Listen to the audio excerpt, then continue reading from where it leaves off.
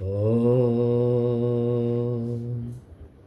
ओम नारायण नारायण नारायण नारायण। ध्यायेदाजानुबाहुं धृतशरधनुषं बद्धपद्मासनस्थं पीतं वासोवसानं नवकमलदलस्पत्रधित्रनेत्रं प्रसन्नम्। आज हम चित्रकूट का थोड़ा सा बताएंगे। और चित्रकूट में अत्रि महाराज अनुसुईया जी की आस्थान है। वहाँ अनुसुईया जी की उनकी कथा के बारे में थोड़ा सा प्रकाश डालेंगे। परमात्मा श्री राम जी, श्री सीता जी, लक्ष्मण जी के साथ चित्रकूट पर्वत के ऊपर थोड़े समय रहे। अनेक ऋषि मुनि वहाँ संसार के लिए आते थे। अनेक ऋषि मुनि वहाँ सत्संग करने के लिए आते थे।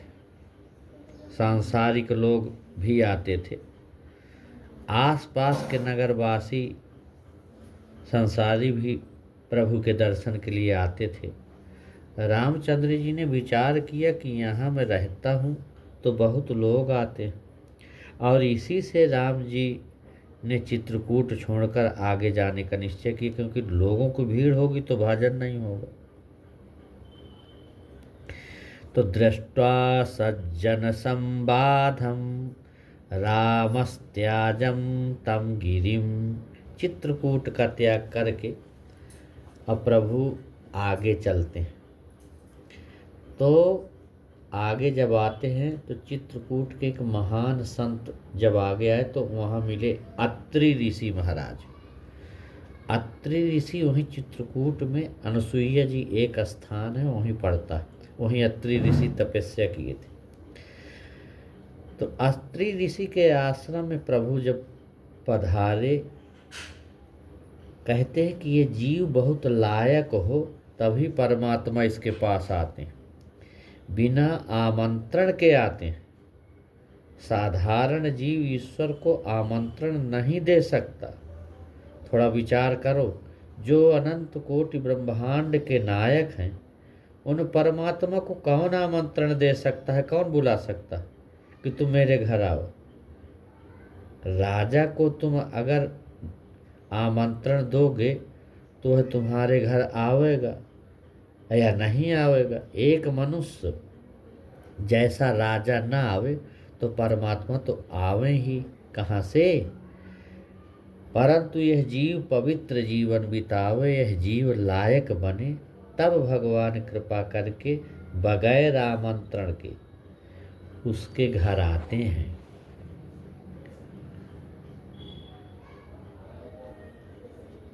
परमात्मा श्री कृष्ण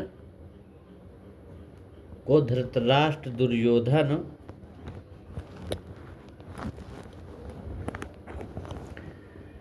स्वयं के राजमहल में पधारने का आमंत्रण दिया था, परंतु श्री कृष्ण वहां नहीं गए। बगैर आमंत्रण के विदुर जी की झोपड़ी में गए हैं। विदुर जी के जैसा, अत्रि ऋषि के जैसा जीवन बिताओगे तो भगवान आपके घर आवेंगे। सच्चे वैष्णव को जिस प्रकार ठाकुर जी के दर्शन के लिए आतुरता होती, उसी प्रकार भगवान भी स्वयं के प्यारे भक्तों के दर्शन के लिए दौड़े आते। कहते हैं कि परमात्मा से शरीर से मिलना संभव नहीं है।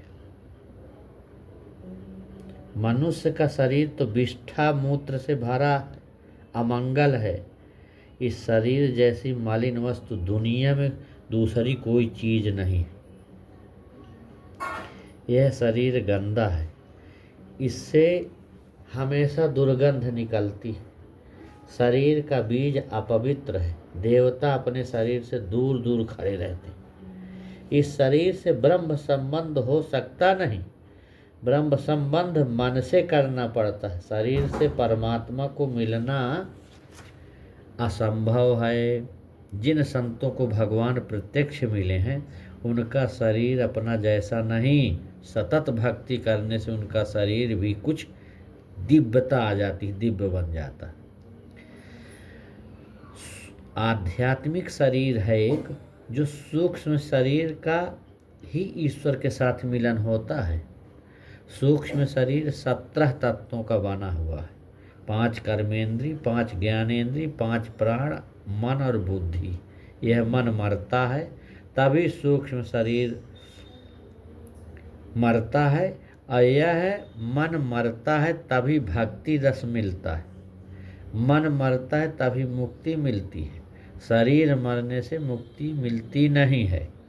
पूर्व जन्म के शरीर का नाश हो जाता है, परंतु पूर्व जन्म के मन को लेकर यह जीवात्मा आता है। जीवात्मा के साथ मन जाता है। मन मरने से मुक्ति मिलती है। मन का निरोध ही मुक्ति है। परमात्मा से तन से नहीं, मन से मिलना है।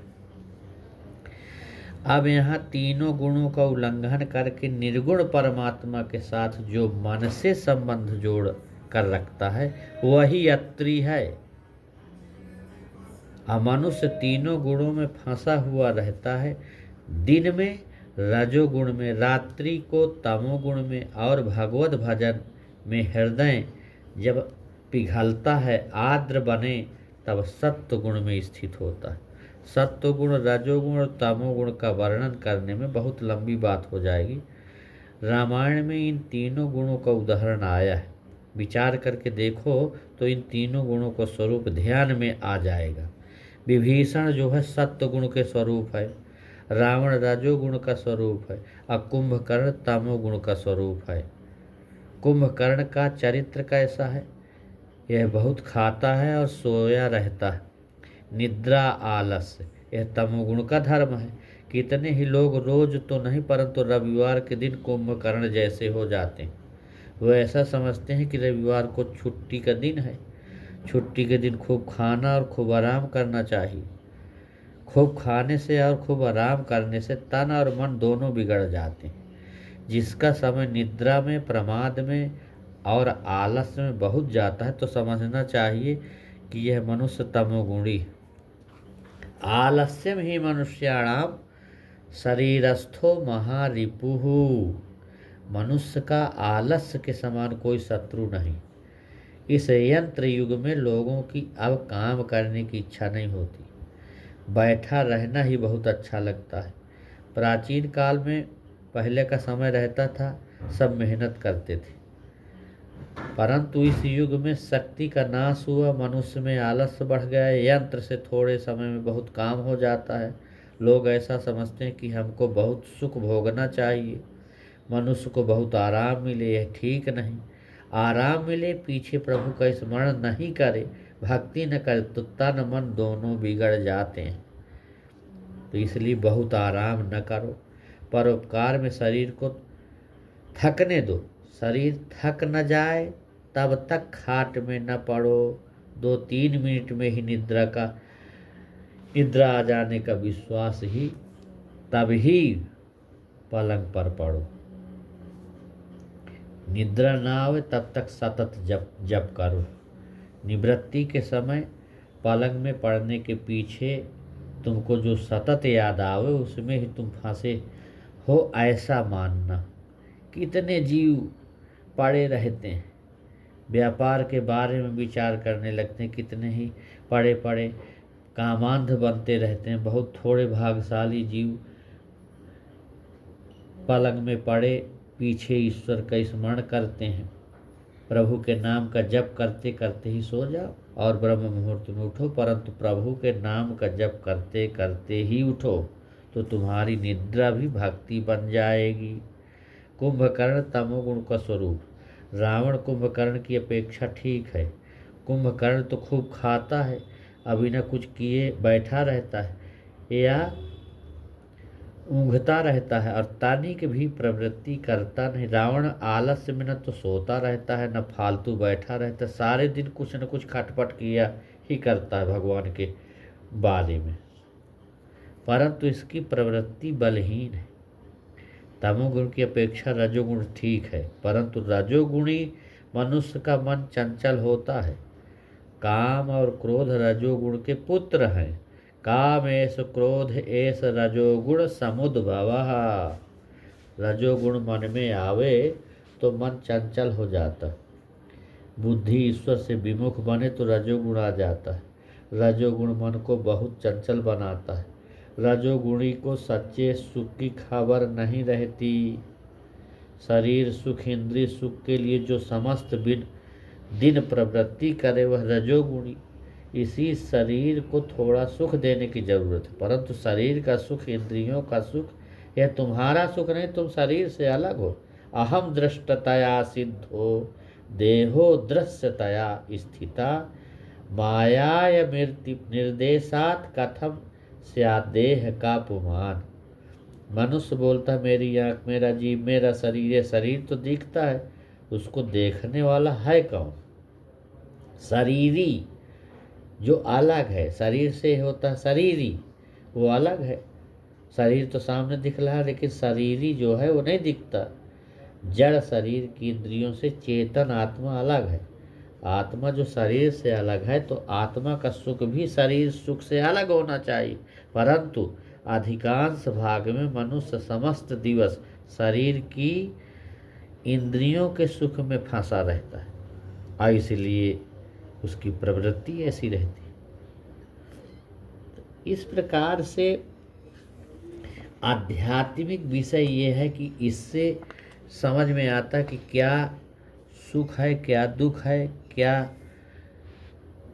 क्या होना चाहिए। ये अध्यात्म में जब तत्वबोध को प्राप्त होता है व्यक्ति, उस समय शरीर का ये संसार का सब पता लगता है, क्योंकि यथा ब्रह्मांडे तथा पिंडे, जो ब्रह्मांड में है वही पिंड में। तो संयोग से सुख होता है, परंतु क्या यह संयोग स्थिर थोड़ी रहता है। तो ये सब संयोग से होता है। इसी को धीरे धीरे धीरे धीरे साध करके और फिर भगवत कार्य में इसको लगाते रहने से स्वधर्म का पालन करने वाला, परमात्मा की भक्ति करने वाला कोई ऐसा मानता हो कि मैं श्रेष्ठ हूँ और दूसरा छोटा है, यह उसकी भूल है। साधन किए पीछे मैं अर्थात अहम बढ़े। किसी जीव के लिए मन में कुभाव ना आवे, किसी जीव का थोड़ा भी तिरस्कार करने की वृत्ति ना आवे।